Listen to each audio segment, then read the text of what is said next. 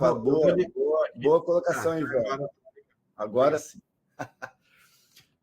O Ivan lembrou muito bem. Então, nós estamos gravando a reunião. Então, como eu disse, o propósito de hoje é a gente primeiro fazer esse primeiro encontro, né? E a gente resolveu começar dando uma visibilidade de instituições acadêmicas, né? E hospitais aqui. E a Universidade de Pelotas também está com a gente aqui, né? A Gabriela e o Everton também vão mostrar. E cada um de nós vai falar um pouquinho do que é feito de uso de tecnologias de dados e inteligências artificiais no contexto de cada instituição. Vai ser, obviamente, uma visão ampla, né? Mas acho que as visões que vocês vão ver aqui, elas trarão aí uma perspectiva de como é que a gente vai desenvolver os trabalhos nesse SIG aqui ao longo do ano. Então, hoje não pode estar com a gente Paulo Lopes, ele está de férias, então essa pequena introdução aqui, de novo, ela só lembra o que é um 60 Dias. Eu agradeço a participação de todos. O objetivo nosso é induzir e fomentar a colaboração entre os centros, dividir experiências, né? A gente tem uma agenda que está no site, vocês podem ver lá uma série de reuniões programadas até o final do ano. E, sem mais delongas, vamos dar início aqui aos trabalhos. Como eu disse, a gente já programado uma apresentação sequencial e depois um espaço de tempo, acho que razoável, para que a gente possa trocar ideias mesmo, né? Entender assim, as perspectivas do uso desse tipo de tecnologia, entender melhor alguma das apresentações. Então, vocês, por favor, façam perguntas e aí a gente vai tentar manter as perguntas curtas para ter o máximo de interação entre pessoas diferentes, né? E, basicamente, é isso. Bem-vindos de novo aí ao 60 Dias. Essa é uma reunião que a gente planejou bastante para ela acontecer, né? E hoje ela vai acontecer já com o número de pessoas aqui, conjunto com o GIAPS também, que é um grupo de estudo de uso de inteligência artificial na atenção primária à saúde. Então, o 60 Dias começa aqui com essa apresentação. Em julho, a gente vai ter reuniões mensais até o final do ano. Eu vou dividir aqui a minha tela e nós vamos começar com essa ordem, assim, de falar um pouco do que é feito aqui no Einstein. Depois nós vamos seguir a apresentação sequencialmente, né, com Paulo Mazzocini, para falar um pouco do que é feito dentro da USP de Ribeirão, Ivan Pisa, da Unifesp, o Marco Antônio Gutierrez, do INCOR, a Gabriela Laudares e o Everton vão falar da Universidade Federal de Pelotas, né? Isso vai trazer, então, o nosso menu de hoje aí de apresentação e depois a bola vai ficar com todos nós conversando aqui. Espero que tenha uma boa interação. Então, vou dividir a apresentação da tela. Para isso, eu vou precisar que esteja habilitado a minha capacidade de dividir a tela. Eu vou... Só um momentinho, doutora Edson, eu vou habilitar aqui. Eu vou colocar... Vocês concordam se eu coloco um timer para ir tendo controle do tempo? Tínhamos combinado que ia ser 7 minutos por cada um dos participantes. E pronto, tornei a apresentar a doutora Edson. Obrigado, e como vocês ouviram aqui, o Iener ajuda a gente na coordenação desse grupo aqui. Obrigado, Iener. Então, vamos dividir a tela aqui. Nada. Eu vou dividir a tela com vocês aqui.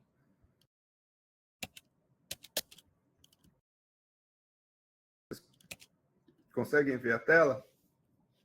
E agora eu perco a visão de vocês. Só me dá um ok por áudio aí. Tá ótimo. Ok. Feliz. Sim. Muito obrigado, gente. Então, vamos lá. O timer eu não estou vendo ainda, mas eu vou usar meu relógio aqui, tá, Iene? Nós estamos, então, aqui falando de uma iniciativa no AIS, que é uma iniciativa que é baseada em dados e IA, né? E ela também faz prospecção de novas tecnologias. Eu vou contar um pouquinho do que está sendo feito nesta área, que é uma área que fica situada entre inovação, fica situada entre pesquisa e tem um braço de execução que é feito dentro do Einstein. Então, o primeiro ponto que eu queria dividir com vocês é como é que a gente organiza os dados aqui no Einstein. Nós organizamos os dados conceitualmente, sempre em torno de uma pessoa, né, que está aqui no centro, mas com 3 esferas temáticas. Por quê? Porque as ferramentas de análise desses dados e também a forma de organizar os dados podem ter benefícios particulares. Obviamente, o dado tem que estar integrado, né? Sempre o dado com uma visão única do indivíduo. Bom, nesse momento aqui, o que a gente está vendo aqui à esquerda, que vocês estão conseguindo enxergar, é que a gente pretende organizar os dados dos sistemas biológicos. Genoma, transcriptoma, tudo isso hoje fica no arcabouço específico. e isso comunica-se com o dado do ambiente, que é o dado central. Então, aqui a gente tem a colocação do indivíduo do ponto de vista de saúde, que é o mais óbvio, né? Dados de prontuário eletrônico e interações com o sistema de saúde, mas também alimentação, educação, né? Os componentes sociais, determinantes sociais, e o ambiente, né? Também informações de ambiente. E o último conjunto de dados são dados comportamentais. Então, aqui é como a pessoa, né?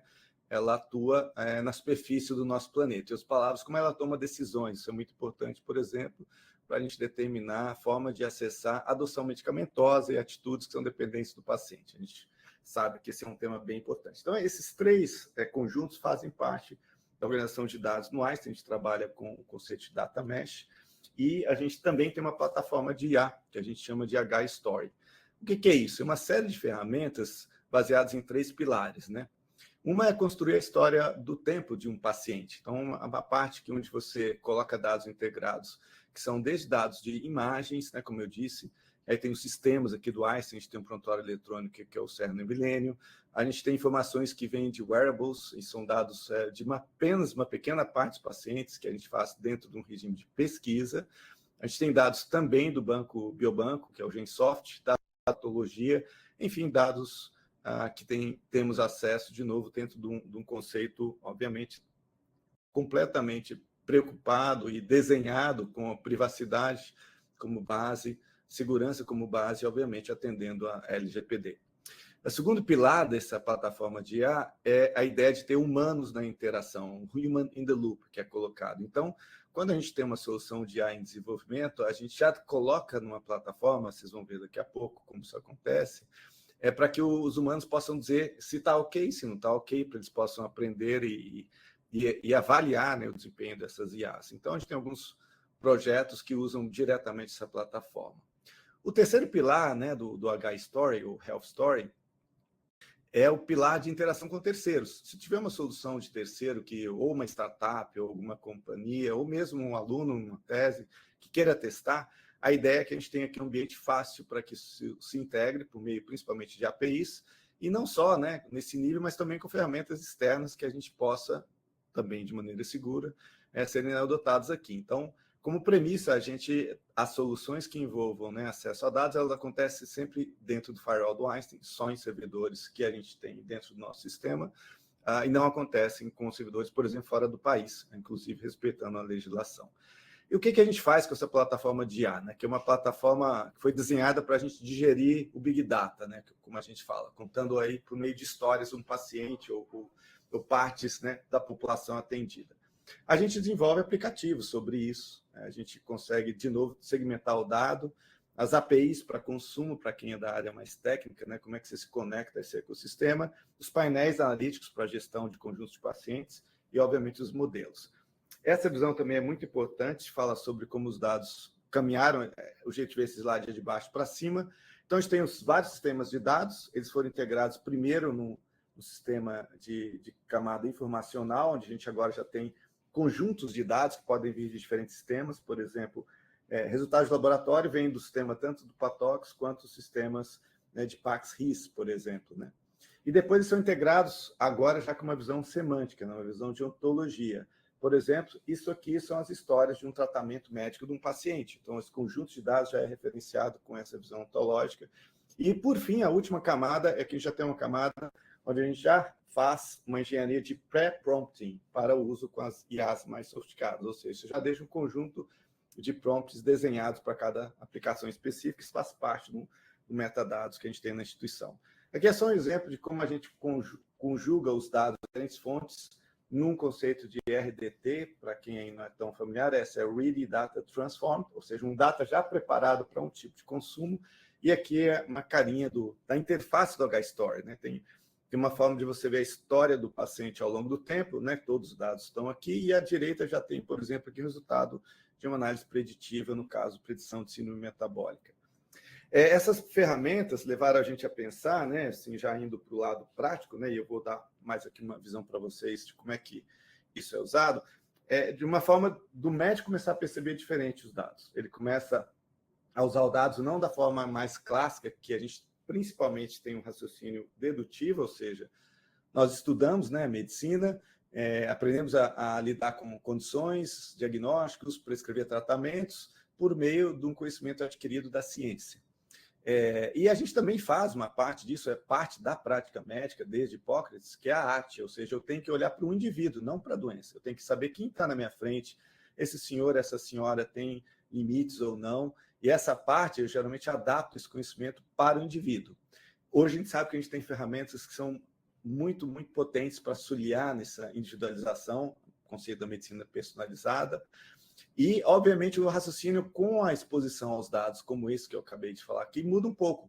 O médico agora passa a olhar todos os pacientes anonimamente, mas que tem um conjunto de dados semelhantes àquele que está na frente dele, ele pode usar, entre aspas, a memória da instituição, ele passa a ter um raciocínio mais indutivo. Olha, aqui, em geral, esse paciente que está sendo visto passa por esse caminho diagnóstico, tem esse tipo de tratamento. Esse barulhinho foi do tempo que esgotou?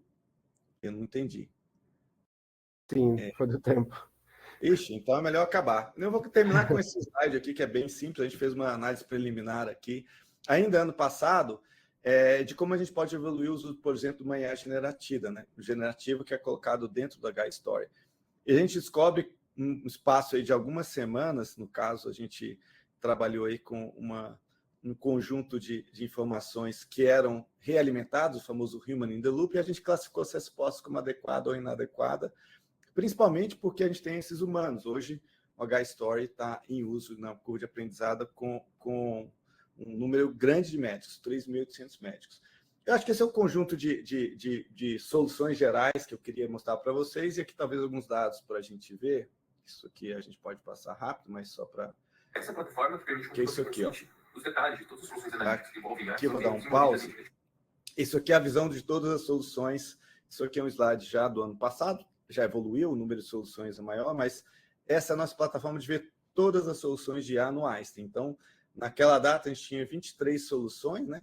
E usavam 106 algoritmos, né? Ou seja, em prática, a gente estava utilizando essas soluções, por exemplo, na área de inovação, na área de Big Data, de imagem. Mas, ao mesmo tempo, estão sendo desenvolvidas 39 soluções com 342 algoritmos que estavam em teste. E, no total, desde que começou a área, mais de 500 algoritmos hoje foram testados no Einstein em 89 soluções, das quais 27 a gente viu que não servia, né? E desses algoritmos todos aqui, alguns ficaram em prática, outros não. Eu acho que isso é importante para vocês terem uma ideia da visão de governança analítica, e cada IA dessa tem a sua documentação, como qual é o dado do projeto, quem fez a equipe do projeto.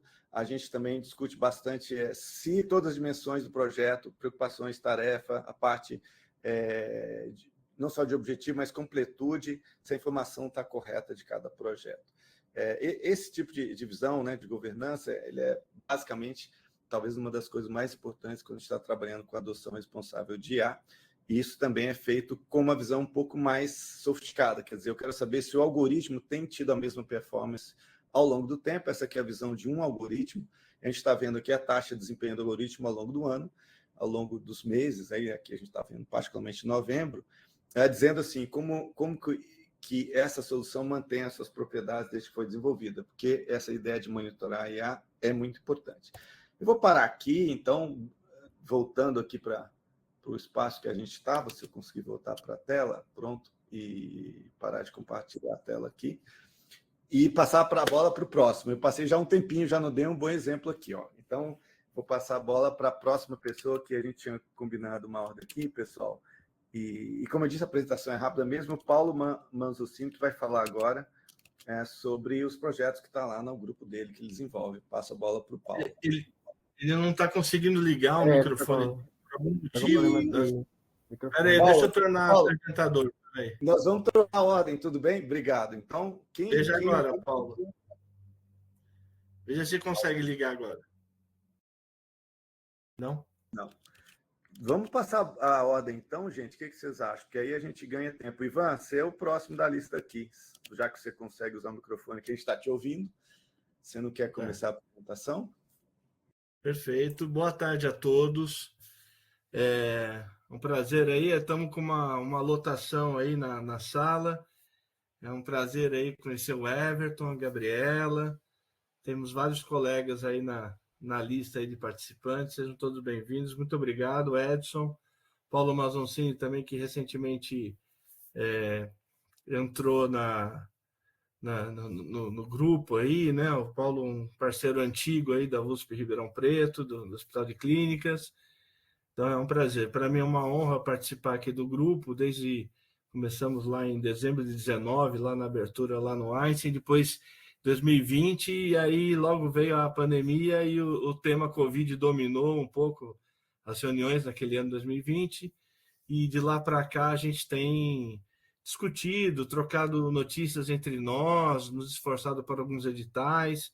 Então, como todos os SIGs, né, da RUT, né, a gente acompanha desde o início a formação da Rede Universitária de Telemedicina, eles formam um conjunto de pessoas interessadas, trocam figurinhas, e, se possível, que a gente tenha cooperação, né, que até o fim de cada período aí anual a gente consiga inventar uma meta, escrever um documento e participar de editais, sei lá, né? Então é para isso que serve o tempo. O meu tempo aqui não está contando, não, mas já está rolando. Eu vou clicar aqui, vamos ver. Agora está andando. Desculpa, eu me esqueci de clicar, eu achei que o Yenner ia clicar ali.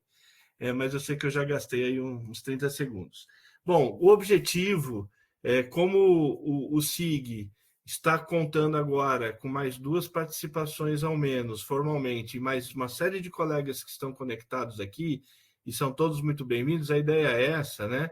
Não tenho dúvida de que todos aqui estão envolvidos na temática de inteligência artificial, em ciência de dados, né? Alguns mais com aplicações acadêmicas, outros mais, talvez, com um aspecto mais comercial, outros gerando políticas públicas. Então, eu acho que é um privilégio para mim poder participar e representando o departamento. O que eu fiz com esses 7 minutos, ou ainda 6 minutos que eu tenho, né, para poder marcar minha presença aqui? Eu não venho sozinho aqui, eu venho junto com o Departamento de Informática e Saúde, que agora, há algumas semanas, acabou de completar 26 anos, diferente do Edson, né? Estava mencionando aí, né, umas atividades dentro de um hospital, da qualidade que a gente conhece, né, que é realizado lá. Eu represento uma universidade, um departamento acadêmico dentro da Escola Paulista de Medicina, né?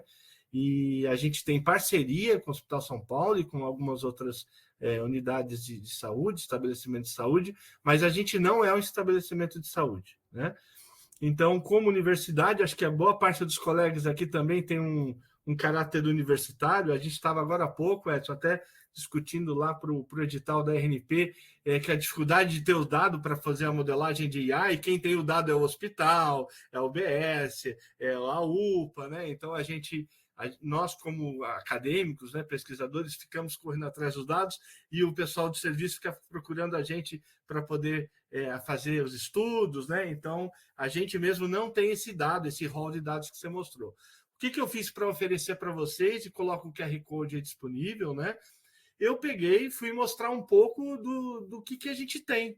Faltou só que um gráfico, fomos rodar ontem, aproveitando o feriado aqui no estado de São Paulo. Para quem é de fora de São Paulo, a gente tem um feriado da Revolução de 1932, né? Então, alguns colegas, né, alguns colegas do departamento, a gente foi rodar, e a gente rodou o script Lattes lá com 2.033 nomes, e a gente, né, então deixa disponível, esse dado está totalmente aberto, vocês podem pegar o link, inclusive o link eu vou colocar aqui no chat já para todo mundo aí, que às vezes o QR Code está muito pequeno, tá bom? Vocês podem dar uma passeada aí e vocês vão ver que esse script Lattes aqui, inclusive, não é o que está disponível lá pelo professor Jesus, da UFABC. Ele já tem uma modificação que permite fazer filtragem por palavras-chave, né? O Jesus deve soltar, ele me passou na terça-feira o update lá do Python dele, e aí a gente consegue... Aqui é só IA, e é 98% aqui saúde, tá? Então, em grande parte da produção que tem aqui, a Unifesp, de 2005 para cá, ela se expandiu, né, por meio das ações de expansão das federais, nos governos anteriores. Então, a gente se tornou multicamp, etc., mas até 2005, 2008, a gente era essencialmente a Escola Paulista de Medicina e a Escola Paulista de Enfermagem. Então, a gente consegue ver aqui uma boa parte da produção aqui mais recente, de fato, né? A Unifesp também ganhou muitos docentes novos, muitos pesquisadores, né? E aí vocês ficam disponíveis com os dados aqui, tem uma lista dos membros, né? Vocês conseguem ver os membros, tem uma lista completa aqui de todo mundo que trabalha, uma parte aqui do departamento. Nesses 3 minutos que me faltam, eu também queria comentar que, especificamente no departamento, aí eu montei uma outra listinha aqui, que também está disponível para vocês aí, tá?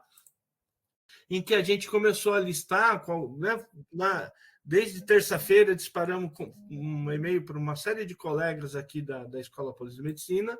A gente tem trabalhado muito com literacia digital em saúde, ou o modelo mais recente de 19, que é de inteligência digital em saúde, é mais focado em capacitação dos profissionais de saúde na atenção primária, mas também tem algumas modelagens de IA internamente para poder fazer avaliação. Temos projetos de emenda parlamentar, né? Apoio à promoção de saúde, predição de riscos e abusos. Temos trabalhos aqui também do Dr. João Brenner, né, que é um professor médico também, que usa muito, né? A gente trabalhou com os dados de exame de cardiotocografia. Então, assim, a Escola Paulista de Medicina tem múltiplas especialidades e a gente é meio que um oportunista científico, como todo pesquisador acadêmico. A gente vai se ligando a diferentes temas, diferentes assuntos e especialidades, né?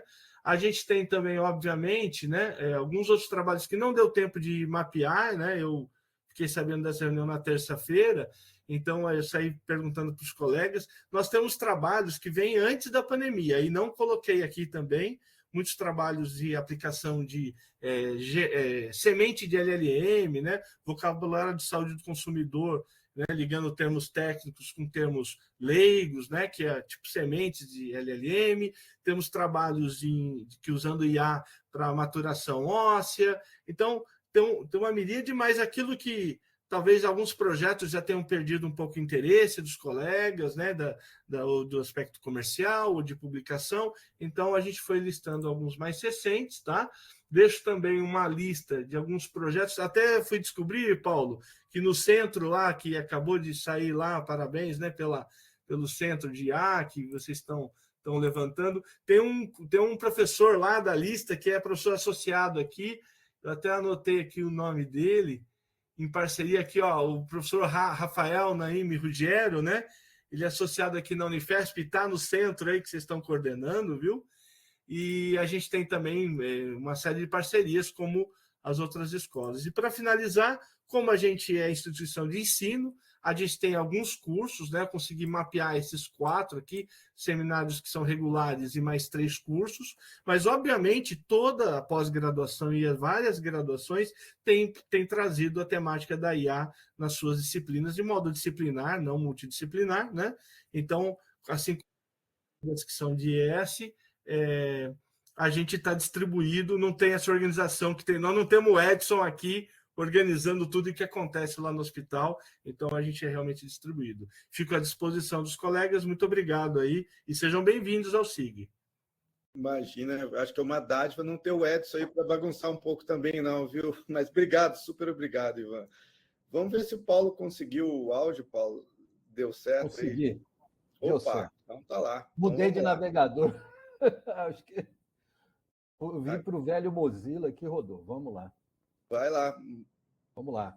Passar a apresentação. Passar para mim aqui a. Sim, só um momento. Enquanto isso, o Ivan falou bastante. Obrigado, Ivan, porque eu vi que entrou mais pessoas. Foi bom você ter lembrado aí os propósitos do SIG, um pouco da história do nosso SIG. E vamos seguir com as reuniões mensais até o final do ano, e eu tenho certeza que com mais pessoas e com ideias novas a gente vai conseguir chegar nos objetivos. De novo, é promover a integração e, se possível, oportunidades reais aí de troca, né? Hoje a gente está fazendo uma mini apresentação muito rápida, mas eu tenho uma expectativa boa da conversa depois das apresentações, né? Que é assim que a gente terminar aqui essa primeira en passant, né? Como vocês estão vendo, é realmente uma visão de helicóptero. A gente possa aí talvez trocar ideias, vai ser mais rico essa parte, mas vai ser legal também ver o que está sendo feito nessas instituições. Com o tempo aí, nós vamos ter palestras mais temáticas, igual vocês vão ver um assunto e outro mais específico, que a gente pode mergulhar com mais profundidade. Então, um pouco do aspecto mais informativo, né? Deixa eu pedir um apoio aqui. Ele falou que eu estou liberado, que eu queria compartilhar a tela, mas para mim não apareceu aqui ainda. Paulo, Já habilitei você como uma... Hã? Embaixo da tua tela, bem embaixo, Ah. tem o microfone, a câmera, e à direita tem uma... Deve estar em branco, uma tela com risquinho. Tem o restaurar a apresentação e tem um outro aqui. Embaixo mesmo da tela? Apareceu aqui. Beleza. Não, mas está fechado. Aqui, peraí. Deve ficar aberto. Não, peraí que agora apareceu aqui. Pronto. Você consta como apresentador aqui para a gente e moderador. Agora foi. Deve estar me vendo aí, né? Deixa eu ir para a minha tela de apresentação aqui. Beleza, pessoal? Estão vendo a apresentação? Então vamos lá, deixa eu fechar essa janelinha aqui. Bom, o Edson tem sempre algumas coisas muito, muito avançadas para apresentar. Tá? Eu vou dar uma visão mais geral aqui do que a gente tem feito na USP, né? Bem rápido, porque é muito grande, tem muita coisa, e falar um pouco mais aqui da Faculdade de Medicina de Ribeirão Preto, inclusive desse centro que o Ivan comentou. Tá?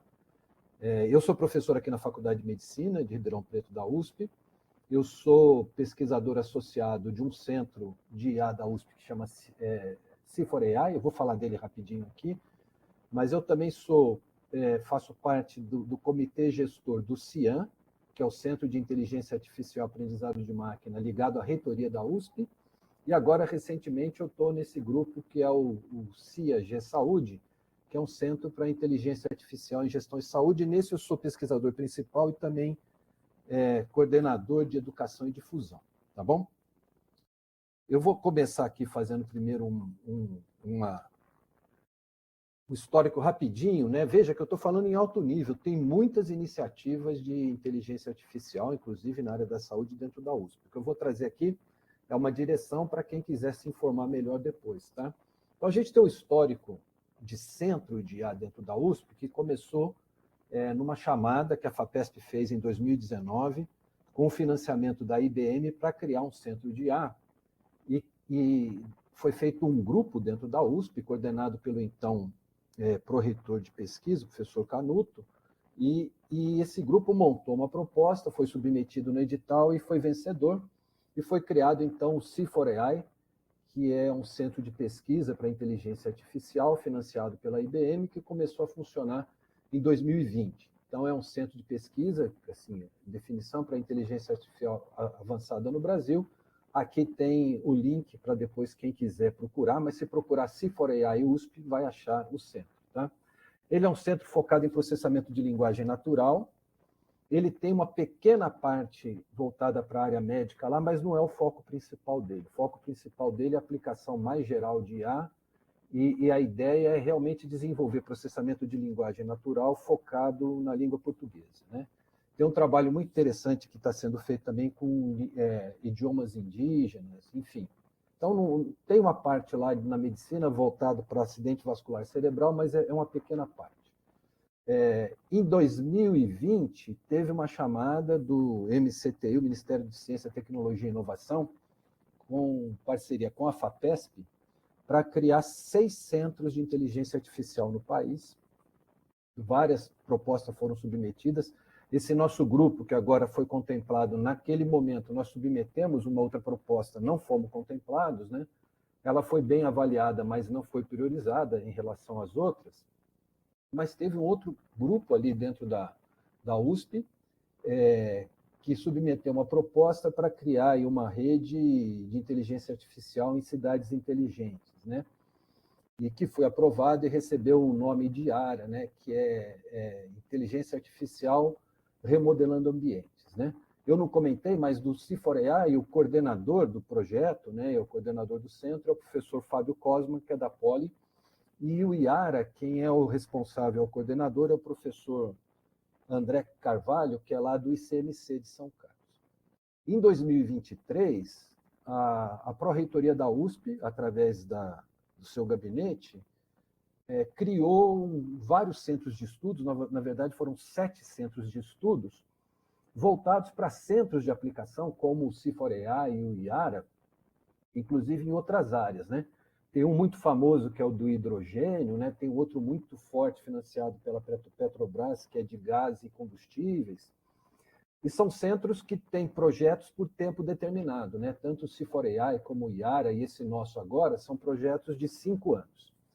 E alguns desses projetos estavam vencendo e a Pró-Reitoria resolveu criar centros de estudos ligados à Pró-Reitoria, ligados à reitoria, para dar continuidade ao que estava sendo desenvolvido nesses centros, né? Então, em 2023, a reitoria da USP criou o CIAM, que é Centro de Inteligência Artificial e Aprendizado de Máquina, que é um centro de inteligência ligado à reitoria, e que foi criado com a perspectiva de ser um indutor e, de certo modo, um centralizador das iniciativas de inteligência artificial dentro da Universidade de São Paulo, né?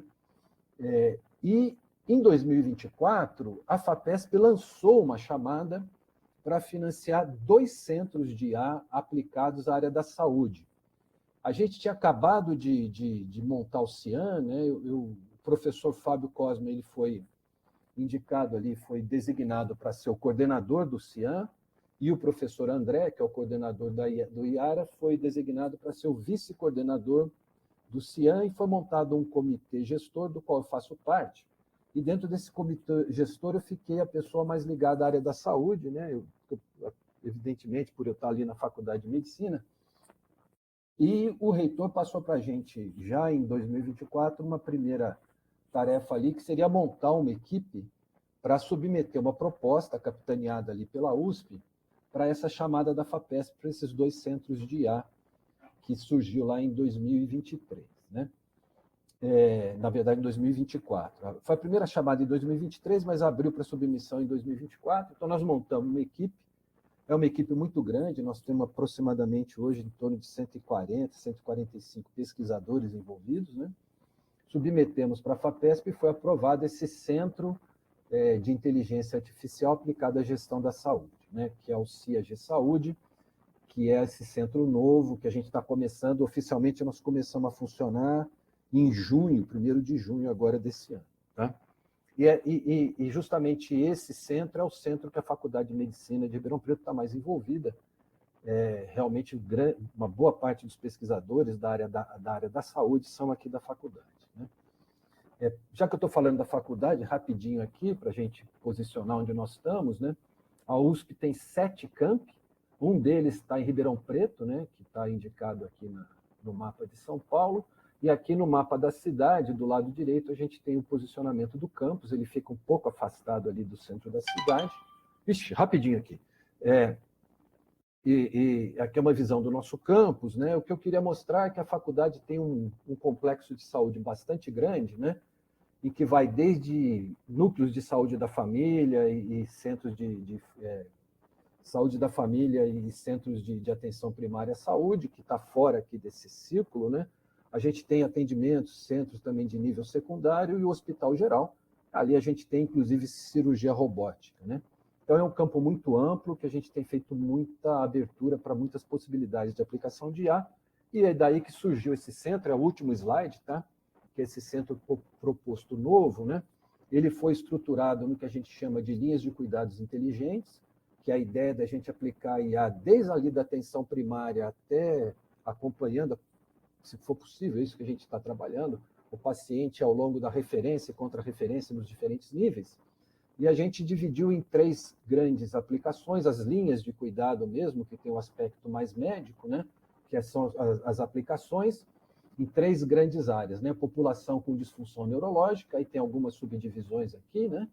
A parte de saúde da mulher, da criança e do adolescente, que também tem algumas subdivisões aqui, e saúde pública na população em geral, também com algumas subdivisões que vocês podem ver aí. Eu não vou entrar em detalhes porque não vai dar tempo. E a gente tem também o grupo que trabalha especificamente nos desafios de IA, né? Então, ali a gente tem aprendizado profundo, modelos interpretáveis e causais e tomada de decisão multicritério, né? É claro que esses pesquisadores da IA são os que dão apoio para a gente aqui do lado também da aplicação clínica, né? E a gente tem um outro grupo aqui, que é o grupo de infraestrutura, né? porque a gente tem envolvido aqui nesse projeto Ribeirão Preto, né, com a Faculdade de Medicina, com o hospital, também professores da Faculdade de Filosofia. A gente tem a Faculdade de Medicina de Bauru, também da USP, também com o Hospital das Clínicas de lá. A gente tem o pessoal da Faculdade de Medicina de São Paulo, também com o HC de lá. E a gente tem alguns municípios envolvidos, a Secretaria Municipal de Saúde de Ribeirão, de Bauru e também a de São Caetano do Sul. E a ideia é a gente conseguir integrar essas informações aí que a gente tem nesses sistemas de informação de forma dispersa, fazendo uma integração horizontal em atenção primária, uma horizontal também em atenção secundária e alta complexidade, e tentar fazer as integrações verticais usando a IA em vários níveis aí de gestão, inclusive gestão do paciente, que é uma aplicação mais direta ali no cuidado, tá bom? Bom, era isso, eu encerro aqui minha apresentação, tá? Obrigado, Paulo. Super obrigado. Bom, gente, muita coisa vocês estão vendo aqui. Eu apresentei o Ivan. Vamos agora passar a bola diretamente aí para Gabriela, Everton. Vocês vão falar um pouquinho da Unipel. Por favor, fique à vontade para se apresentar, né? Igual a gente tem feito, e apresentar o material aí. O reloginho está aqui no canto. Vamos que vamos.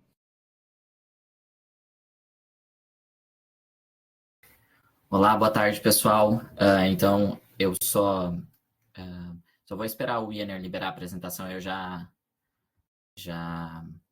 projeto aqui. Mas enquanto ele não libera, eu vou me apresentando. Eu me chamo Everton, sou docente aqui da Faculdade de Medicina da UFPEL. Agora ele liberou. E compartilhar a tela cheia.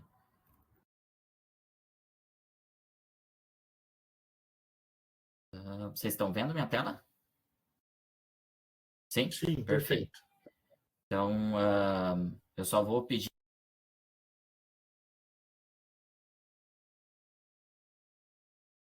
Seu microfone fechou sem querer.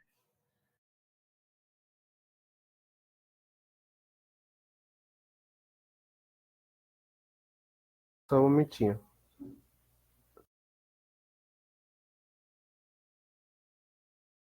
Ok. Eu estava falando? Agora foi, estamos ouvindo. Perdão. Tá bem.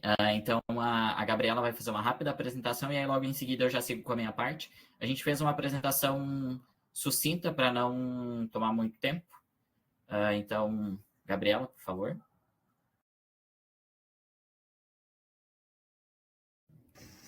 Boa tarde a todos. É uma satisfação aqui fazer parte do CIDSE Dias, tá? E representar, de fato, o GIAPS, que é o Grupo de Inteligência Artificial e Análise Preditiva de Saúde da Universidade Federal de Pelotas. A gente sabe que o cenário da IA na saúde brasileira ele é, obviamente, muito promissor, mas é repleto de desafios. Vocês estão me escutando bem? Só para... Sim? Estamos sim.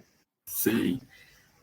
E acho que todos trouxeram aqui, né, diversos projetos, atuações, mas a atuação do nosso grupo, ela está muito centrada em um desses desafios, que é a formação de profissionais capazes de atuar de forma ativa dentro da IA, né, de forma crítica, ética, aplicada e sensível a essa realidade brasileira que nós temos, né, com uma série de especificidades.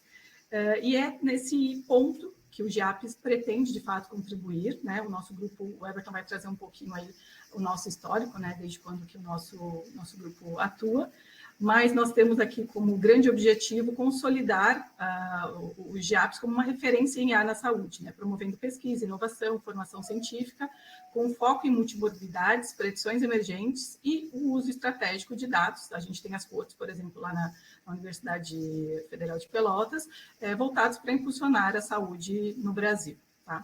O nosso grupo ele é composto por um grupo multidisciplinar, nós temos mais de 50 integrantes em diversas áreas, enfermagem, computação, medicina, direito, epidemiologia, odontologia, e é com essa formação multidisciplinar que, de fato, a gente pretende atuar de forma ativa. Ao longo aí de 2024, de 2025, nós realizamos diversas ações, né?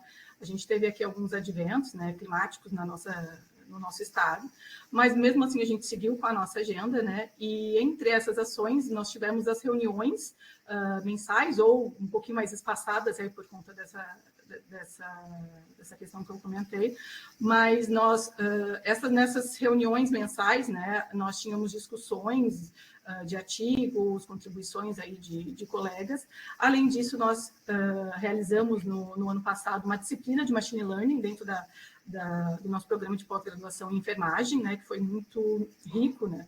Ele trouxe, porque dentro da área da saúde, quando a gente fala um pouquinho aí dessa atuação que muitas vezes a gente acaba atuando, né, com dados tabulares, a gente, de maneira geral, atua em técnicas supervisionadas, que foi o que a gente trouxe nessa nossa disciplina, mas também trouxemos essas questões mais éticas e reflexivas relacionadas a essa aplicação mais responsável, né, principalmente quando a gente fala da área da saúde. Tá?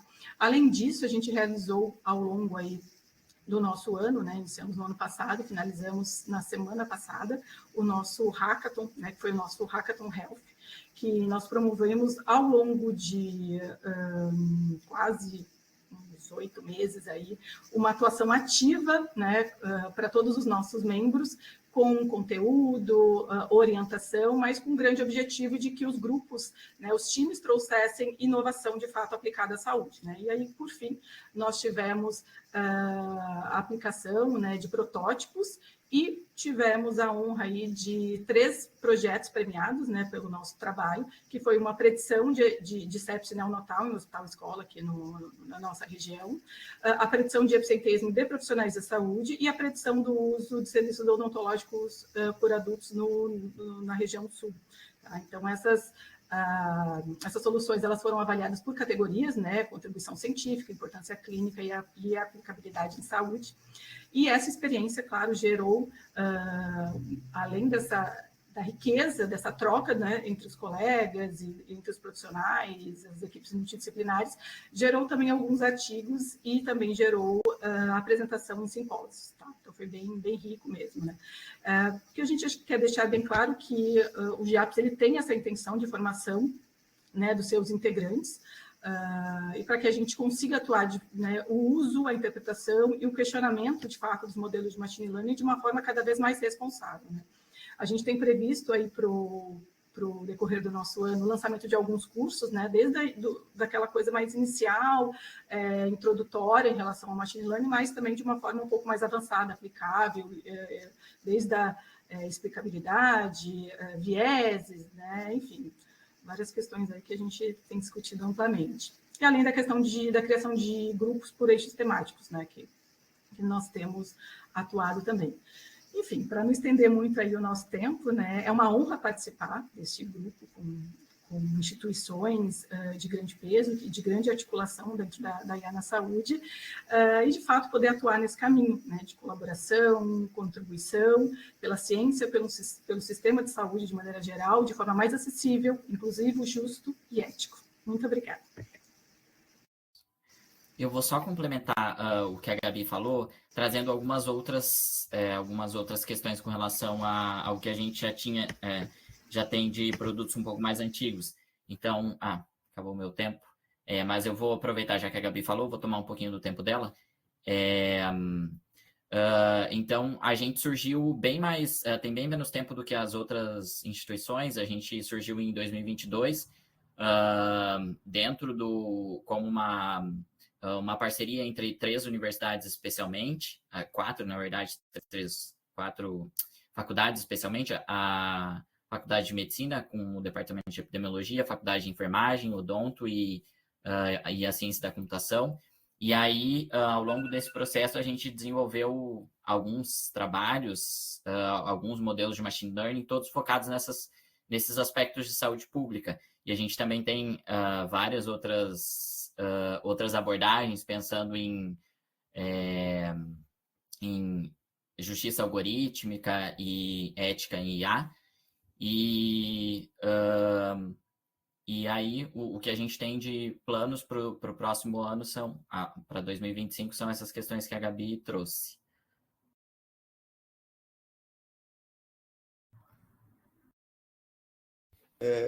Cara, acho que vocês foram super rápidos aí. Muito obrigado de novo, Gabi, Everton. Acho que vocês estiveram aqui, quem estava desde o início, né? Mesmo quem chegou logo depois, a gente deu um tempinho para juntar o pessoal.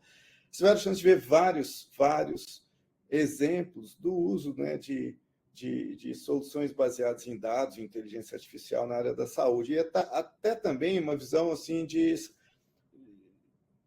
formas e contextos diferentes, né? Como que cada um de nós tem organizado as ações sobre isso, e é múltiplo mesmo. Então, vale muito essa ideia de vocês verem que tem desde tamanhos diferentes, organizações com finalidades diferentes, mas o que temos em comum é tentar usar as tecnologias para promover o bem-estar na área da saúde, lato sensu, né? E também forma de se conectar, né? O Paulo mostrou várias possibilidades, o Ivan também, então a parte acadêmica está sempre presente, e acho que é importante também lembrar isso.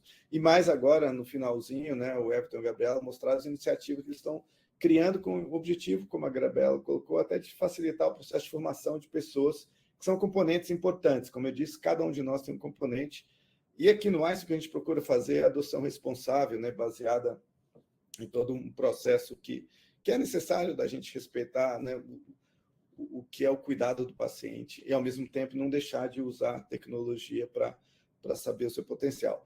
Bom, nosso papo aqui até agora era esse. Então, nesses primeiros 40 minutos aqui, apresentar a vocês as áreas. Eu dei uma perguntada aqui, viu, pessoal, se o Paulo, desculpa, se o Marco Gutierrez do Encore entrar, ele ainda não apareceu. Se ele aparecer, aí a gente tem a apresentação dele, senão a gente já pode começar aqui abrindo para perguntas, né?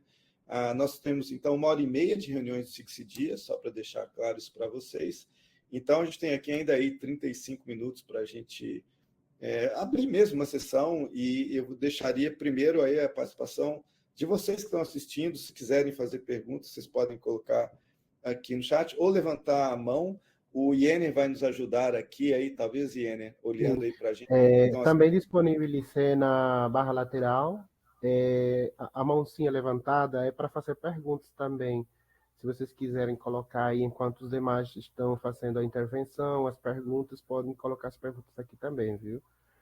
Mas já temos aqui algumas pessoas que levantaram a mão. Temos o William. Sim. Então, vamos lá. William, por favor. William, eu já conheço o William, mas William, se apresenta um pouco. Aliás, todos que forem participar, só fala rapidamente, né, qual é o seu papel, usando um tempo curtinho, e aí já pode colocar a sua observação, a sua pergunta. Tá. William, por favor. Boa tarde a todos, obrigado. Meu nome é William, sou professor na Federal do Espírito Santo. Há 10 anos eu passei a trabalhar com tecnologias digitais aplicadas à saúde. Tá, obrigado, valeu aí pela apresentação, muito bacana ver o que os grupos têm feito. Uma coisa que me chamou a atenção de tudo aí, uma das coisas primeiras que me chamou a atenção, e aí eu queria ver até onde é que você buscou, Edson, que é esse modelo de governança de soluções de IA, que eu acho, de fato, eu acho isso daí muito importante, não só para os hospitais, mas para nós mesmos, grupos de pesquisa.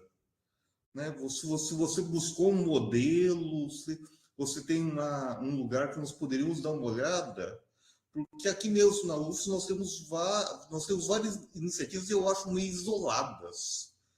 Tá? Eu trabalho em algumas, colegas em outras, e eu achei aquilo bem interessante. Tá. Tem várias formas, né, de eu responder a sua pergunta, porque tem vários modelos de governança. Mas vou dizer de onde a gente se baseou. A gente começou aí há uns 4 anos já a olhar isso.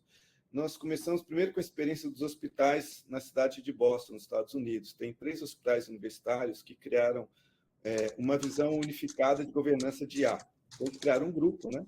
Inclusive, uma pessoa que participou muito da construção, um brasileiro, e nós fomos perguntar para eles como é que eles fizeram a governança de dados, porque não tem uma fórmula única, e principalmente governança de IA, né?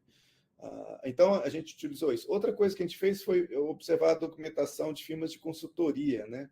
Elas desenvolvem, geralmente, trabalhos para hospitais, não como você imagina, quem está interessado em botar na prática, não são soluções que talvez sirvam para o mundo acadêmico, mas eles queriam saber assim, quais são os problemas que você tem, desde problemas legais até problemas de cuidado do paciente, né? E fazer o uso adequado.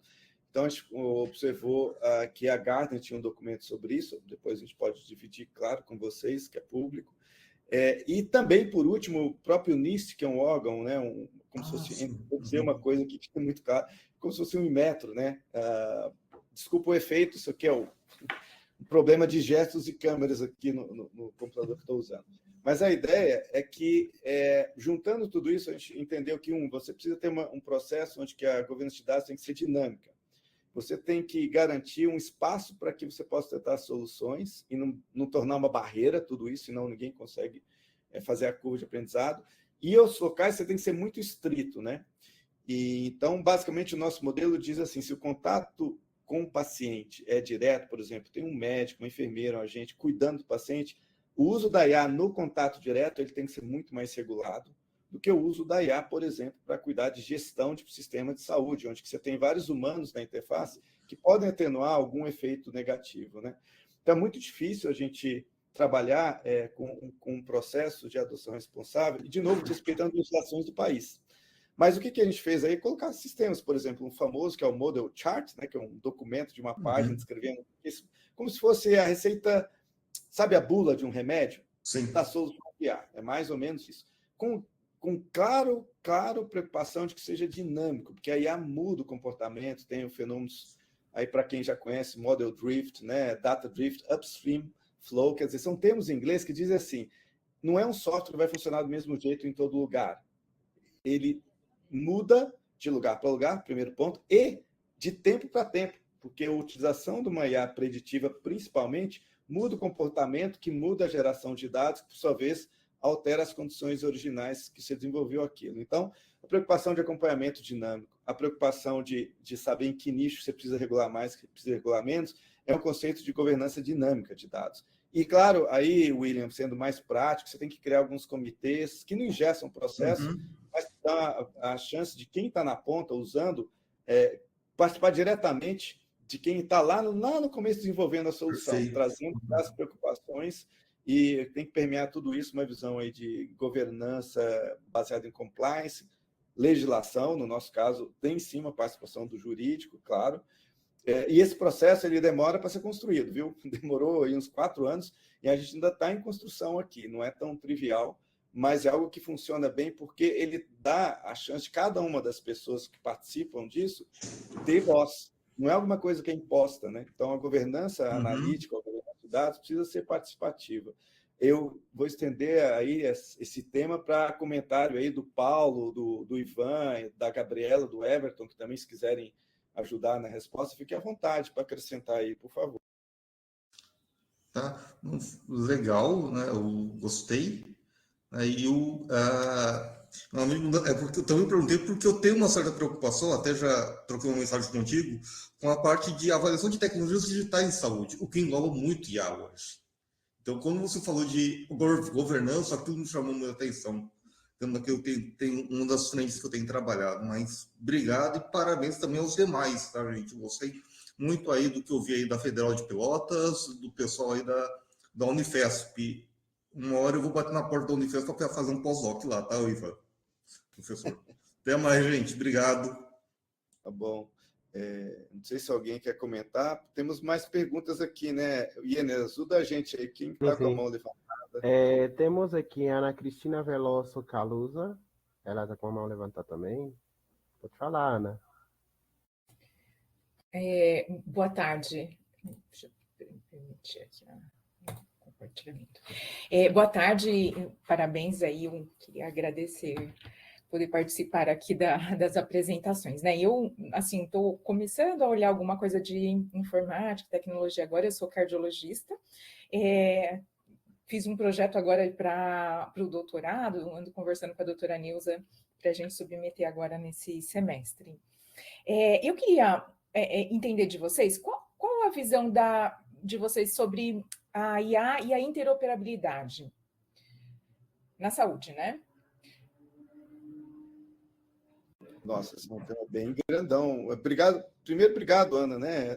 Isso aqui é um espaço para isso mesmo, né? Quem está começando, quem já desenvolveu. Aliás, para aqueles que já têm grupos que desenvolvem soluções de IA, muitos de vocês devem estar pensando, por que eu não estou apresentando aí que eu faço coisa parecida com isso? Tá tudo bem, a ideia é que vocês também possam apresentar, então, outras pessoas que já estão nessa, né?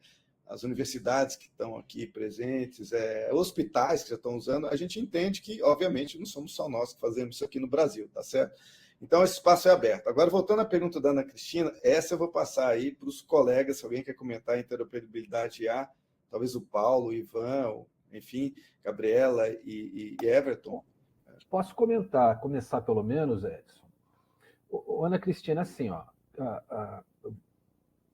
vou fazer uma visão que eu acho que talvez vá na linha do que você perguntou.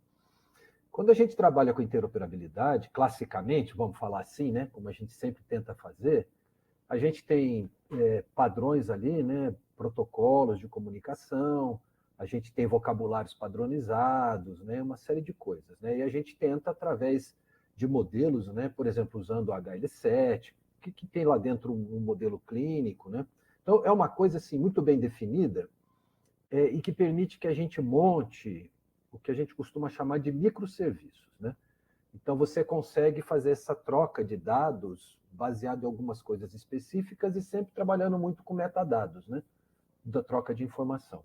O que a gente tem visto hoje, quando a gente pensa no uso de IA nesse tipo de aplicação, é o que tem aparecido como os agentes de IA, agentes de inteligência artificial, e eles podem trabalhar de uma forma parecida com esses microserviços. Aparentemente, de uma forma mais flexível, porque trabalha com um modelo de linguagem, processamento de linguagem natural, usando essas MLLs. Então, em vez de trabalhar só com metadados, você pode trabalhar mais com conteúdo também. E isso permitir que você faça uma interoperabilidade, não necessariamente no nível do sistema de informação, mas em cima, olhando o que tem de dado, eventualmente organizando e trocando baseado nesses agentes de IA. Mas isso é uma coisa nova, assim, que está sendo discutido, mas poderia. Já tem alguns trabalhos aí que mostram alguma viabilidade para isso. O Paulo, eu só queria complementar, acho que você foi exatamente na linha que eu queria comentar com a Ana Cristina. Eu queria só lembrar aí para os colegas, eu acho que a maioria aqui deve estar informado, mas assim, a Ana Cristina vem da cardiologia, né? Eu acho que vale a pena esse grupo. Eu tive meu hype e agora eu estou meio afastado, mas eu queria voltar a mexer com o MOP, né? Acho que o que acontece? Isso que o Paulo falou é muito bacana, mas ainda tem um trabalho humano de especialistas como você, Ana, que para poder codificar o dado que está hoje dentro de um hospital para uma rede federada, porque é nessa rede que você consegue fazer uma epidemiologia de alta potência com algoritmos, etc. E esse trabalho humano, ele é muito pesado. É muito xarope, entendeu? Então, você tem gente já trabalhando com alguns algoritmos, né? Além disso que o Paulo falou, para tentar com agentes, mas também com humanos pilotando pequenos algoritmos para calibrar a codificação de termos para serem usados. Por quê? Desculpa o termo, né? Mas shit in, shit out, né? Quer dizer, se você continuar alimentando os algoritmos com qualquer coisa, os resultados continuam espúrios. Então, ainda tem um trabalho aí grande, até o Mazzocini citou, né, de um trabalho lá de junção de dados da regional lá, que isso realmente dá um trabalho. Então, algoritmos para isso também é uma praia bem legal, viu? Obrigado. Acho que vocês já falaram tudo, e aí, Ivan, só ratificando, o OMOP é a base que a gente também escolheu aqui, né? E não é à toa que você está falando, várias iniciativas do NIH americano, com tudo que a gente está vivendo agora nos Estados Unidos, mas enfim. As instituições europeias, né, fortemente participaram de adoções de OMOP, aí, então a ideia é que isso é uma base semântica. Então, Ana, o que precisa é que um conhecimento de saúde para que você tenha a troca de informações mais coerente com o estado da natureza, porque senão você pega só o dado codificado, às vezes o jeito da pessoa colocar um código no sistema não é o mesmo jeito dela colocar o mesmo código em outro lugar, sabe? Muda de hospital para hospital no Brasil. Então, por isso que o Paulo falou, realmente é um trabalho muito rico, porque esse dado ele é bastante enriquecido, né? Ele é um dado importante, e ele favorece muito a troca de informações sem precisar trocar dados, né? O tal do federação de dados, que é um dos componentes de interoperabilidade que a gente falou, e coisas estão evoluindo, né? Interessante também só um comentário, quando você está falando de dados transacionais para operação, uma conta do hospital, um resultado do hospital para outro, aí a gente vai talvez para um lado mais, digamos assim, mais direto e raso, FHIR, que é um dos protocolos. Mas quando a gente está falando de descoberta e conhecimento médico, é bem o que o Ivan falou. A gente precisa de um dado bem mais preparado, e isso Hoje em dia, a gente, sim, vai ter evolução de algoritmos, mas os humanos são importantíssimos nesse processo para a gente não se perder, né? Bom, vamos passar para o próximo, porque assim a gente vai dando espaço para as pessoas perguntarem. Eu acho que tinha uma pessoa que era Kelly com a mão levantada, que eu vi muito rapidamente aqui, não sei se ela ainda está aqui. Era Kelly Ener que estava com a mão levantada? Exatamente. Desculpa, Ele está por aí? Kelly Cabral, não estava aqui? Ela não está aqui. Oi, Kelly, você quer fazer uma pergunta? Eu tô aqui, não, mas eu acho que deu algum problema. Eu não levantei a mão, não. Ah, então tá bom, Ok. doutora Kelly. Bom, eu tenho uma Estou gostando da pergunta. palestra, é muito bom. Eu tenho uma pergunta, né? Agora que a gente tocou no assunto de modelos comuns de dados, também existe toda uma vertente de discussão sobre se realmente a gente precisa de um modelo comum de dados. Tem alguns trabalhos, né, que vocês podem encontrar na literatura que inclusive utiliza modelos treinados para poder fazer harmonização de dados e, a partir disso, poder fazer análises. Acha você promissório essa proposta possível?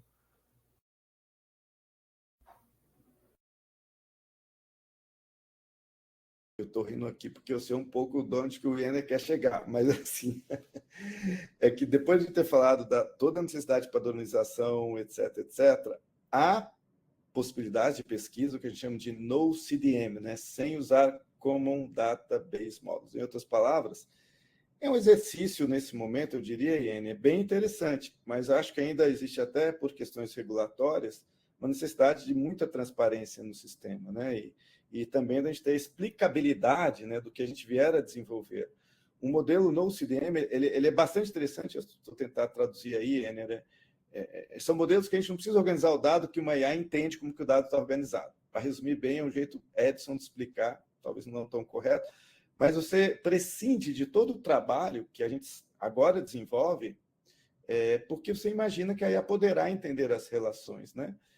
E isto eu acho que é uma boa possibilidade, mas hoje, como você vai explicar que o agente que organizou o dado não é um humano e as falhas, né, dessa organização de dados? Então, eu acho que é um campo de pesquisa que a gente tem que explorar, sim, eu estou de acordo com essa possibilidade, que basicamente a gente sai muito, extrapola a padronização que a gente está buscando para a troca de informações, mas ele tem um risco grande de novo, no momento é difícil entender como vai ser a explicabilidade e o entendimento dos componentes. A gente vai delegar muita coisa para a IA, que talvez a gente queira entender melhor antes de delegar isso, né? Esses modelos no CDM são pesquisa muito avançada. Então, eu acho que coisas para a gente discutir aqui nas fronteiras aí hoje, bem da pergunta, né, que a gente ouviu, da ligação entre IA e interoperabilidade, né? Obrigado. Bom, pessoal, temos alguma outra pergunta? Ainda temos 20 minutos disponíveis para poder... temos aqui Alisson Moreira, levantou a mão. Pode falar, Alisson. Bem-vindo.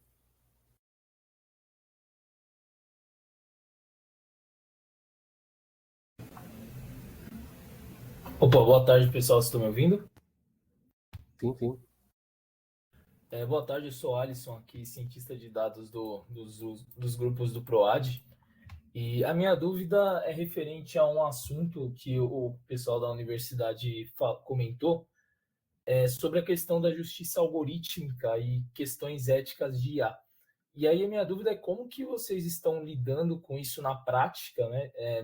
Como que isso é tratado, se tem algum exemplo de algum algoritmo que precisou de ter algum julgamento, alguma coisa nesse sentido. E se vocês puderem comentar um pouco mais sobre essa linha. Legal. Alguém quer comentar? Posso falar? Eu vou... desculpa. Eu vou falar depois se a Gabriela quiser complementar. Uma coisa que eu acho que a gente talvez não tenha falado, assim, as nossas pesquisas todas, os modelos que a gente desenvolveu, eles todos ainda estão bem distantes da aplicação prática. Então, a gente ainda está bastante no campo da pesquisa. A proposta do Hackathon foi uma ideia no sentido de levar isso para o próximo estágio. Então, a gente tem a gente faz análises de justiça algorítmica em todos os modelos que a gente faz, e até hoje, de todos os que a gente fez, a gente sempre encontrava algum tipo de viés, especialmente os vieses mais comuns, que são relacionados com questões raciais, questões socioeconômicas. Então, são pontos que a gente levantou em todos esses, as avaliações que a gente fez, em todas as bases de dados que a gente usou. A gente usa bases de dados de pesquisas que são voltadas para IA, que a gente fez as coletas de dados de base populacional, pesquisas em hospitais, pesquisas e alguns dados secundários que a gente usa. Mas a gente ainda não chegou ao ponto especificamente de ter isso para a prática. Então,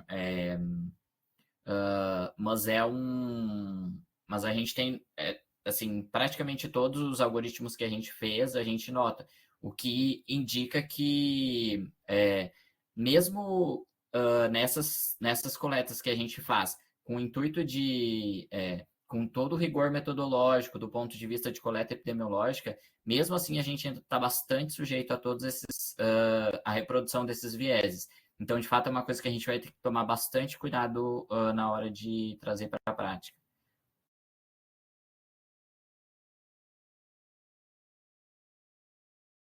Legal. Mais alguma pergunta? Eu acho que sim, esse é um tema que vai, obviamente, permear todas as nossas conversas aqui, né? A gente está nessa frente agora, volto a dizer, o processo de governança é fundamental para tudo isso, né? Vamos lá, tem mais alguma pergunta? Iener, que está acompanhando. Tem o Cássio. Cássio, por favor.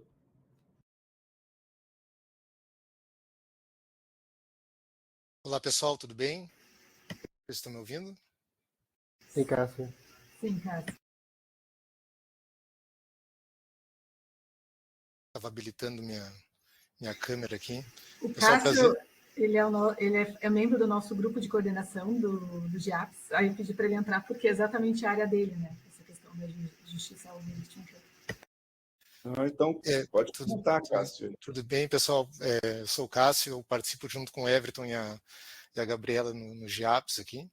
Eu sou analista de TI da universidade, sou doutorando no curso de Ciência da Computação e aí participo também do grupo de IA na Saúde. Eu esqueci o nome do colega que fez a pergunta. Alisson. Alisson. Então, eu queria saber se a gente identificou em alguns modelos específicos onde ocorre mais uma injustiça, né? Seria isso?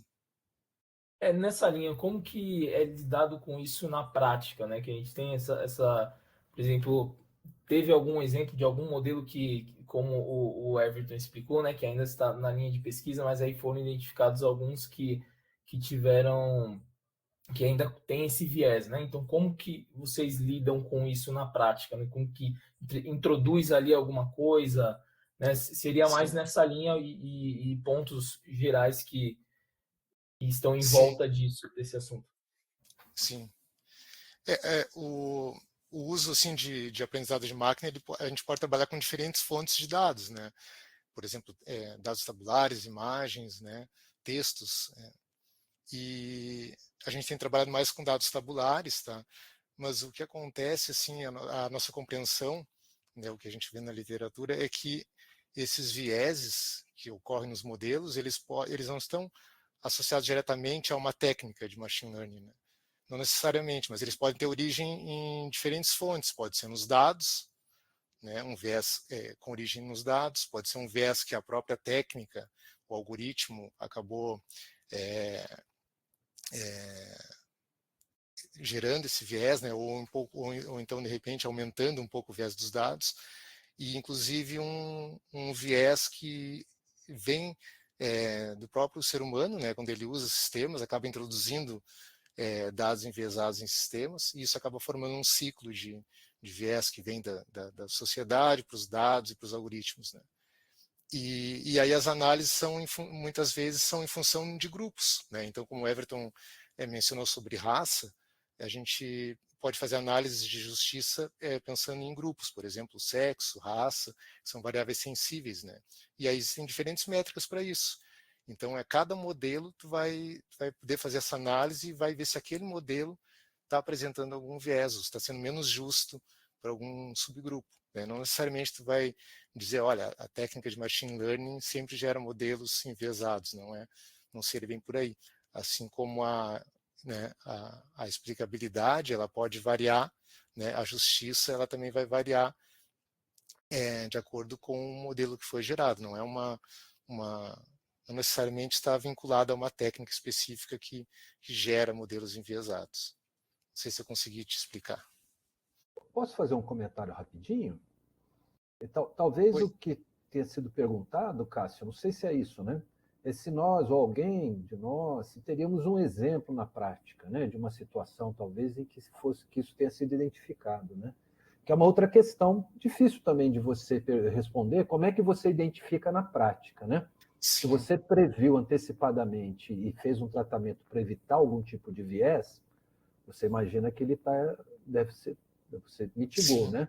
Agora, se você põe para rodar e tem algum outro embutido que você não conhece, como é que você reconhece isso, né? Talvez o Edson possa responder, que ele está ali no hospital que está muito mais avançado, né? Não sei. Eu entendo assim que, no caso, tem a identificação do viés, né? Que pode fazer uma análise para fazer essa identificação, como eu falei. E aí tu está mencionando sobre a mitigação do viés, né? Eu compreendo que a mitigação ela pode ser feita também em diferentes etapas. Tu pode ter uma mitigação de viés nos dados, né? Ou alguma mitigação de viés que tu tem uma preocupação durante o estabelecimento dos modelos, do treino da IA, ou após também, né? Seria tipo, uma mitigação post-hoc, algo assim, né? Que tu vai fazer uma mitigação após tu ter a IA. Então, acho que tem essas três possibilidades, nesses três momentos.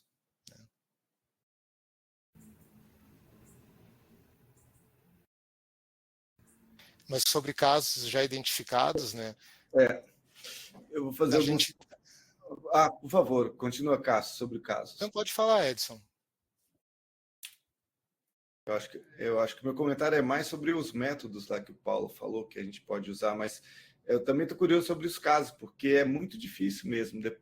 Tudo que a gente faz por desenho, vamos já dizer assim, é para, de certa maneira, você mitigar o erro, você tem plano de contingência e contenção depois disso, ou seja, tem que monitorar. Acho que a primeira regra é como monitorar, e para monitorar isso, você tem que criar situações específicas ou testes periódicos. Situações específicas, como eu disse, né, você já sai de um contexto, de novo, quando é uma aplicação crítica, ela tem que ser muito mais monitorada, aquilo que eu estava falando de governança dinâmica. Então, no contato do paciente por um agente de saúde que usa IA, né, pode até usar um agente de IA, nesse momento, a gente tem que ter condições mais, salvaguardas mais estreitos, né?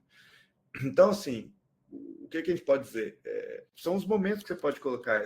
Então, o que rege o nosso MLOps, né, Machine Learning Operations aqui do Einstein, que é o que a gente tenta colocar as coisas no desenho, então, detecção de viés no desenho, detecção de violação de princípios de ética no desenho, as políticas de IA respeitadas, quando está lidando com LLM, que é muito mais chato, porque é bem mais interativo, a gente usa o NIST, que são as Risk Assessment, o acesso de risco, né? Qual o nível, por exemplo, você não precisa ver a coisa dar errado, você sabe quão perto chegou de dar errado, então você começa a trabalhar com essas ferramentas. Essas ferramentas são meio, digamos assim, não tão padronizadas, né? Então, acho que o que eu poderia comentar sobre isso, Paulo, é que a gente sempre cria esse espaço de curva de aprendizado dentro de um projeto de pesquisa com termo de consentimento. Esse acho que é o primeiro passo, né? Você só torna isso algo que você pode testar na operação, ou quando tem aprovação, claro, da Anvisa e órgãos que regulam o uso de soluções dessa, ou quando você tem dentro do projeto de pesquisa um uso na operação que a gente também pode usar com técnicas como Shadow Mode, né? Ou seja, na verdade, a IA está colocada, está vendo o dado, está sendo utilizada, mas não para a operação. O que significa isso? Você chamou uma pessoa que acabou de passar um período ali trabalhando no hospital, ela agora olha os casos que estão no hospital, mas com o apoio de IA, só que as ações que ela toma não são as ações implementadas, são as ações do famoso e se ela tivesse a IA no momento que ela faria, né? Então, com isso, a gente tem a ideia de como que a gente tem ganhos ou prejuízos na adoção de uma solução. E aí você também tem o acesso de viés, né?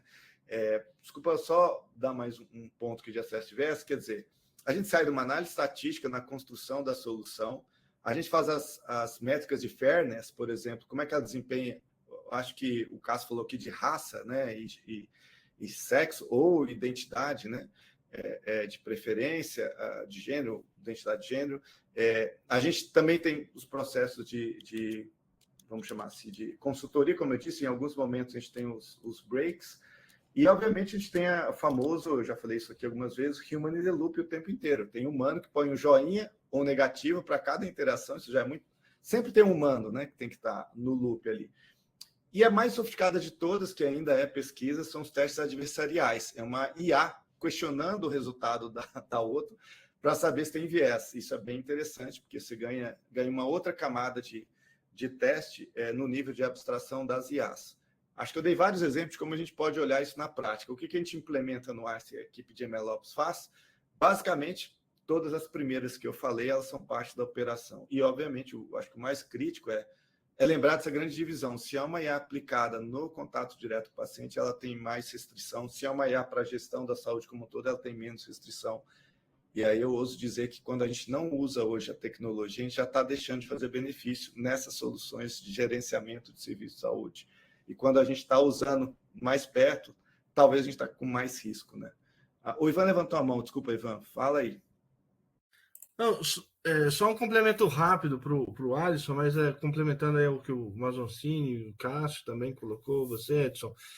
A gente teve mais uma camada, talvez, na resposta, Cássio, que você estava dando para o Alisson, é que durante muitos anos nós não temos mais na Escola Paulista de Medicina, mas tivemos no Centro Alfa ambulatórios simulados em que residentes participavam, a gente colocava ele no computador, etc.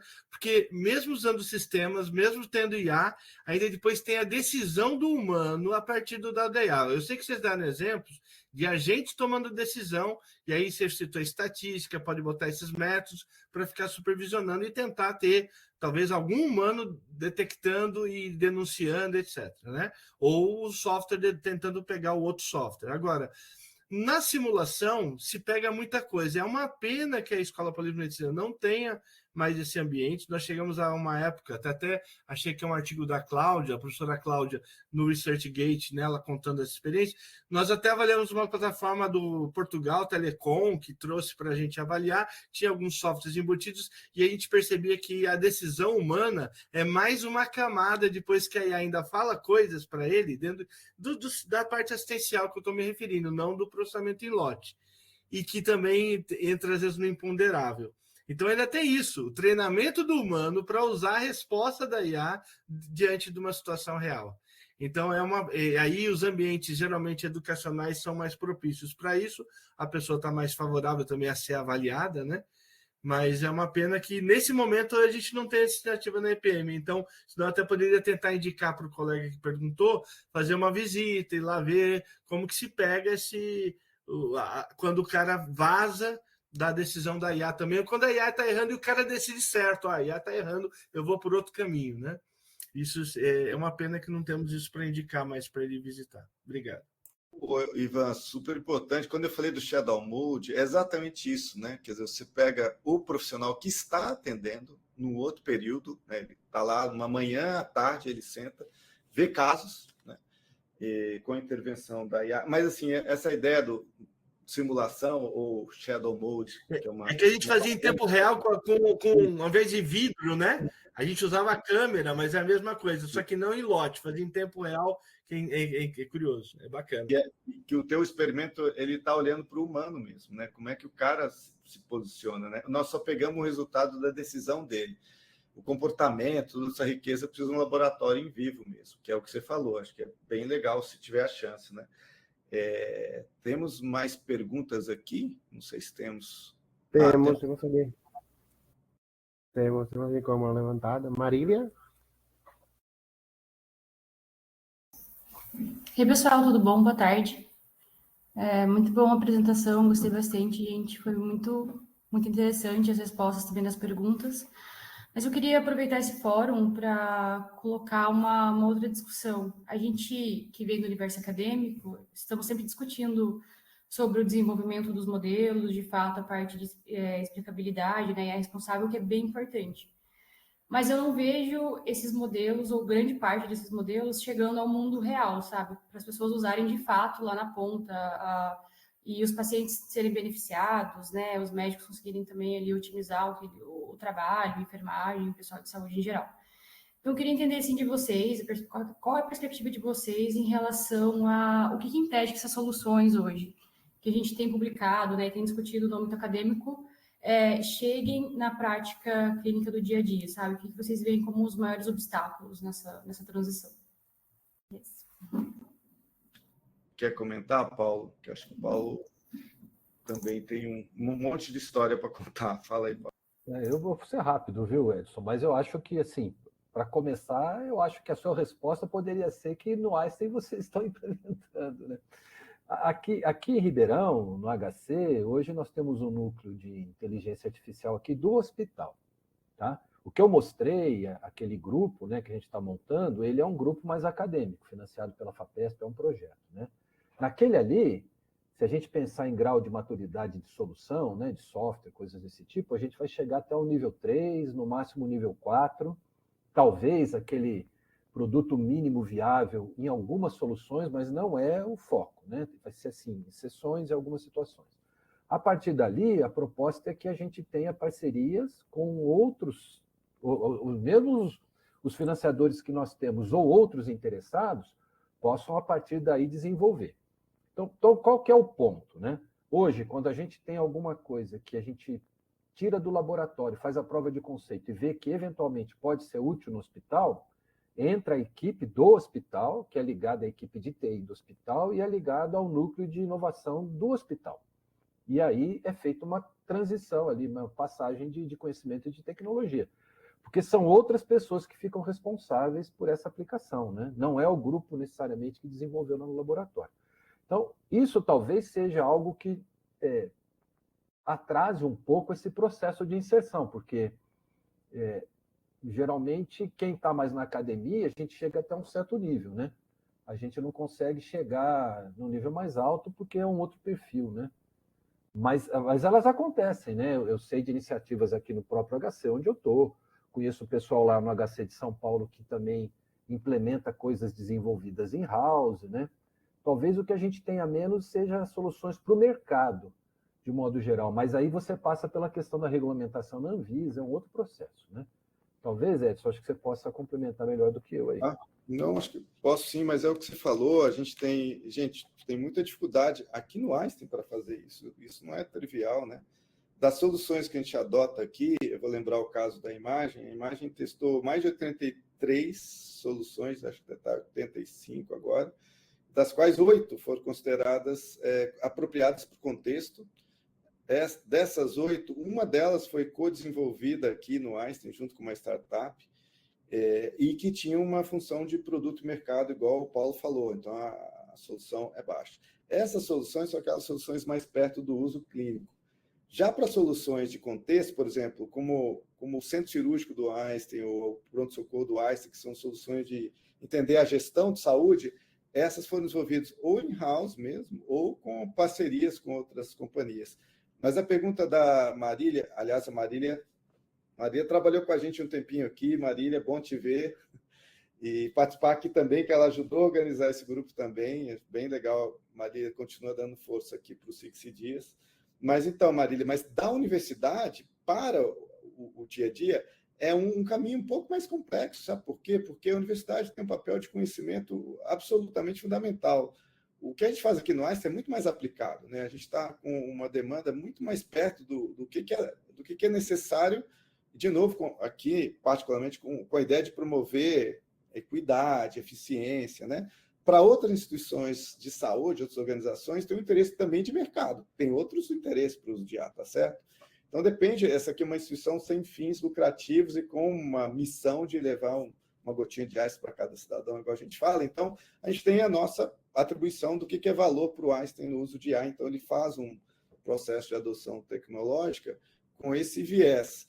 e que muda de um lugar para outro, né? Então, possivelmente, muitas soluções de ponta que estão desenvolvidas numa universidade, talvez a gente não consiga fazer um caminho bom, mesmo, né, tendo uma vontade de adotar isso aqui no Einstein. A gente também tem dificuldades internas, talvez, inclusive, pela própria questão médica, né? Eu acho que agora nós estamos no momento de terminar a nossa reunião, moçada. Bom, eu fiquei primeiro, assim, obrigado a todos que participaram, né? Os colegas que estão aqui apresentando. A gente deve estar presente nas próximas reuniões. Obrigado ao Iener, que ajudou a organizar. Mais uma vez, em nome do Paulo Lopes, que não está de férias, ele que ajuda a gente a fazer os SIGs aqui da Rede RUSH, da RNP, no geral. E a gente agora tem um formulário para vocês avaliarem, hein? Só dá uns cliques aqui para vocês disserem se vocês gostaram ou não e o que precisa melhorar, nos digam, que a gente humildemente e responsavelmente vai tentar melhorar isso, né? Porque esse é um processo que a gente depende muito de ser guiado por vocês. E interação é o que a gente também espera. Então, obrigado pelas perguntas de quem participou aqui. A gente teve 35 minutos de interação. Eu acho que é isso, né? Iener, o pessoal tem acesso aqui ao formulário que você já colocou? A gente não tem, por enquanto, o formulário disponível de avaliação, mas na próxima sessão vamos ter um formulário para o pessoal dar o feedback. Então, estão devendo formulário. Mas tem um formulário para você se colocar ali o seu e-mail. Sim, né? temos um formulário para vocês acompanharem. Lá no RCC. Fala, Oi? Ivan. Fala aí. Sim. Tem no RCC, tem sim, lá o automático para todos. Ué, será que a gente pode colocar aqui? Eu acho que é importante, né? Obrigado, Ivan, por lembrar aí, né? Porque assim vocês podem dar a sua opinião para a gente melhorar essa é a ideia.